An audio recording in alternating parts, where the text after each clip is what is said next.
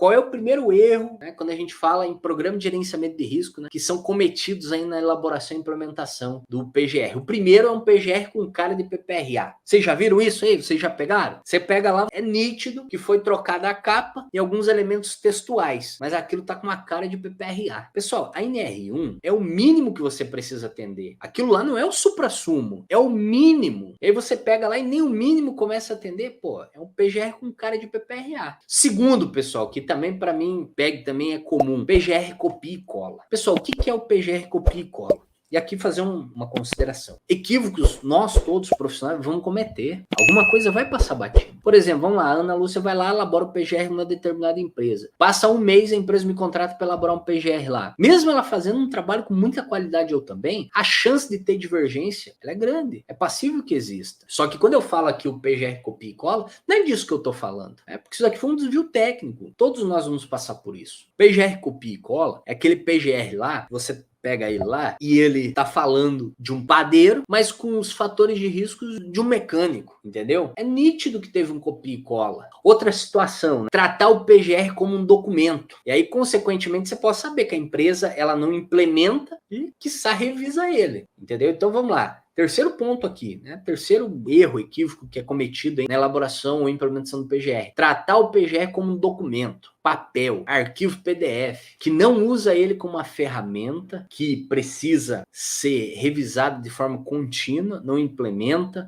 trata de fato como um documento. Eu elaboro agora, daqui 1 ano, 2 anos, 3 anos, vamos me preocupar em atualizar ele. Então esse é muito comum isso no mercado, tanto que agora a gente está chegando aí, a própria NR1 fala lá que o PGR tem que ser revisto no mínimo cada 2 anos, para aquelas empresas certificadas de sistema de gestão a cada 3 anos, ou na ocorrência de algumas situações. E se você for avaliar aquelas situações ali, aquelas 5 situações que implica a revisão do PGR, muitas empresas têm essas situações mês após mês. Mês após mês. E aí aquela questão de eu fiz o PGR agora, vou revisar ele daqui 2 anos, cai por terra. Então, ou seja, esse é um erro, evite em cometê-lo, tratar o PGR como documento. Ele não é um documento, ele é um programa. Programa de gerenciamento de riscos. Pessoal, programa, ele implica um trabalho contínuo. Ele tem uma data para começar, mas não tem uma data para acabar. Não é um projeto. Projeto tem data para começar e data para acabar. Programa não. Vou pegar uma analogia aqui para você entender, a mesma coisa com um programa de televisão.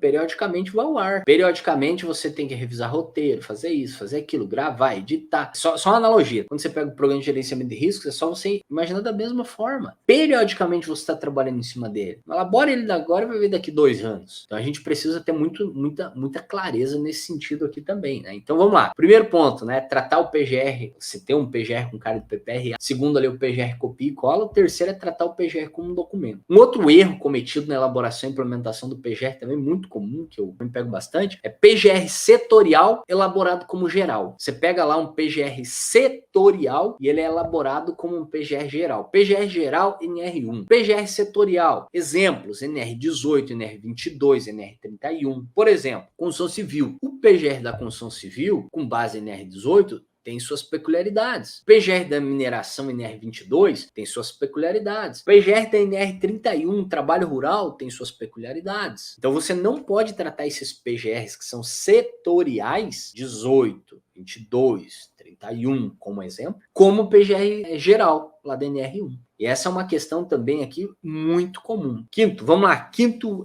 equívoco, quinto erro, confusão conceitual. Pego muito isso também, é uma confusão conceitual. Você começa a olhar o PGR, situações que são perigos, está tratando como risco, situações que são risco, tratando como perigo. Você vai pegar e olhar o plano de ação, não é um plano de ação, é um cronograma de ações. Então isso é muito comum também. É uma confusão conceitual. O PGR ele tem que ter um plano de ação. O PPRA tinha cronograma de ações. É a mesma coisa? Claro que não. Cronograma de ação é uma coisa, plano de ação é outra. No plano de ação, você precisa ter um cronograma das ações. É diferente. E às vezes você pega lá e você identifica essa confusão conceitual entre perigo, risco, plano de ação, cronograma de ações. Sexto erro cometido aqui, né? Inventário de risco incompleto. Então, se você pegar, por exemplo, assim, em termos de requisito legal, ou requisito técnico mesmo. Por exemplo, se você pegar a BS 8800, exemplo, vai te apresentar alguns requisitos técnicos mínimos que tem que ter no programa de gerenciamento de risco. O BES 8800 não fala de PGR, fala de identificação e avaliação, identificação de perigos e avaliação de riscos. E lá apresenta requisitos mínimos. A ISO 45001 de 2018 faz a mesma coisa. Então, ou seja, independente se a gente olhar sob o prisma do requisito legal ou do requisito técnico, quando a gente fala em inventário de risco, sendo que o inventário de risco ele contempla duas etapas, identificação de perigos e avaliação de riscos, existem informações mínimas que a gente tem que ter. E muitas vezes a gente pega um PGR e tem ausência de requisitos mínimos. Você pega lá um inventário de risco, ele está incompleto, né? E aqui tem 3 situações que particularmente são as que eu mais identifico, né? O primeiro,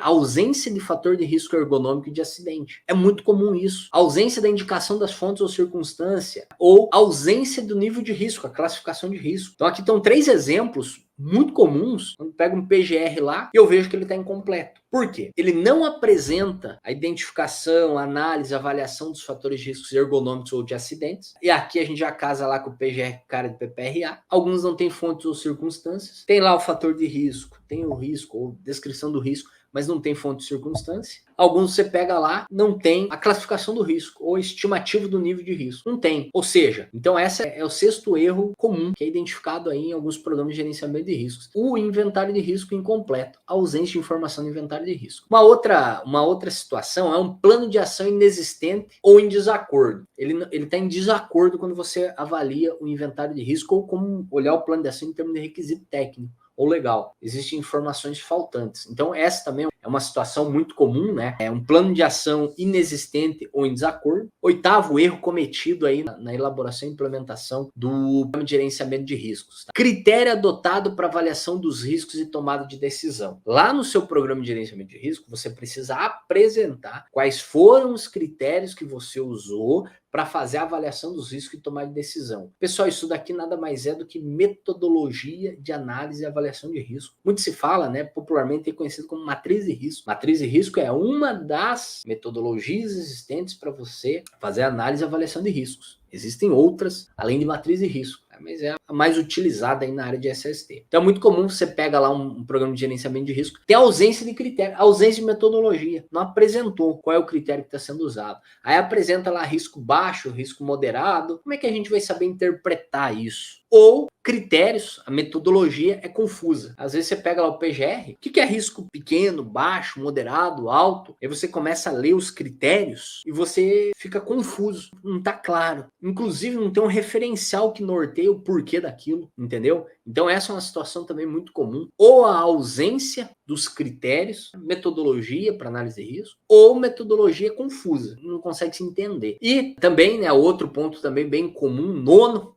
estimativa do nível de risco é não realizada ou em desacordo. Você vai lá, não tem o nível de risco. Estimativa do nível de risco. Você estima a severidade, estima a probabilidade, no mínimo pode estimar outros fatores, e aí você vai determinar o nível de risco. Consequentemente, vai classificar esse risco. Isso precisa ter lá no seu inventário de risco, que compõe PGR. E muitos programas de gerenciamento de risco você não tem, beleza? E 10º erro que é cometido aí na elaboração ou implementação do PGR é o dados da análise preliminar no monitoramento da exposição desprezado ou não realizado. Ou seja, você precisa usar como base dados da avaliação preliminar ou monitoramento de exposição. Isso daqui, pessoal, remete diretamente a NR9 e NR17. NR9, no que diz respeito ao fator de risco físico, químico e biológico. Você precisa fazer um monitoramento ambiental, se aplicável. NR17, avaliação ergonômica preliminar. É muito comum você pegar um programa de gerenciamento de riscos que não faz essa conexão dos ambientais com a NR9 e dos ergonômicos com a 17. Então, ou seja, ou faz isso de forma discrepante. Então, esse é um erro, uma situação muito comum. Beleza? Então, hoje o que acontece? No mercado, quando a gente avalia um programa de gerenciamento de riscos, esses são os 10 erros cometidos comuns. Comumente a gente vê aí. Vou resumir aqui, porque foram muitos, né? Eu vou resumir os 10 aqui. Então, 10 principais erros cometidos na elaboração e implementação do PGR. Primeiro, PGR com cara de PPRA. Segundo, PGR copia e cola. Terceiro, tratar o PGR como um documento. PGR setorial elaborado como PGR geral, lá da NR1. Quinto, confusão conceitual. Sexto, inventário de riscos incompleto, ausência de informações. Sétimo, plano de ação inexistente ou em desacordo. 8, critério adotado para avaliação de riscos ou inexistente, né, a ausência dos critérios da metodologia que você usou, ou a metodologia confusa. 9. Estimativa do nível de risco realizada em desacordo ou inexistente. Ou você não realizou a estimativa do nível de risco, ou você realizou em desacordo, inclusive, com a sua própria metodologia. E 10, dados da análise preliminar ou do monitoramento das exposições desprezado, não realizado. Você não levou em consideração o que aborda NR9 nem NR17. NR17 nos fatores ergonômicos e NR9 relacionado aos fatores ambientais. Então, esses aqui são os 10 equívocos cometidos aí, muito comum de ser observado e identificado num programa de gerenciamento de riscos.